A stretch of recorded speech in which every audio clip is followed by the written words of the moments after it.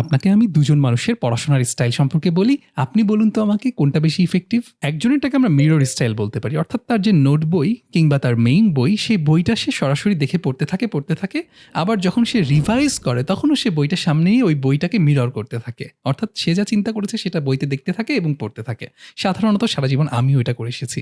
আর আরেকজন যেটা করতো সেটা হচ্ছে শ্যাডো স্টাইল, অর্থাৎ সে বই যেখানে, লাইট যেখানে পড়েছে সেখানে না তাকিয়ে তার শ্যাডোটা যেখানে পড়ছে সেদিকে ফিরে পুরো পড়াটা মনে করার চেষ্টা করে, প্রতিবার পড়ে আর সেই শ্যাডোর সাথে সে কথা বলে কিংবা চিন্তা করার চেষ্টা করে যে আসলে পুরো জিনিসটা তার মনে আছে কিনা, এবং যখন সে পারে না তখন সে বইটা খোলে। আপনি ডেফিনেটলি বুঝতে পারছেন কোনটা বেশি ইফেক্টিভ।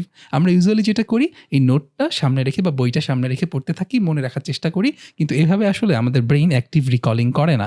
কিন্তু আমরা যখন যা পড়ে ফেলেছি সেটা দূরে রেখে, বইটা অফ করে রেখে অন্য কোনো দিকে তাকিয়ে কিংবা চোখ বন্ধ করে চিন্তা করে মনে করার চেষ্টা করি, সেটা অনেক বেশি ভালোভাবে আমাদের মনে গেঁথে যায়। আপনি কোনটা বলুন তো, শ্যাডো নাকি মিরর?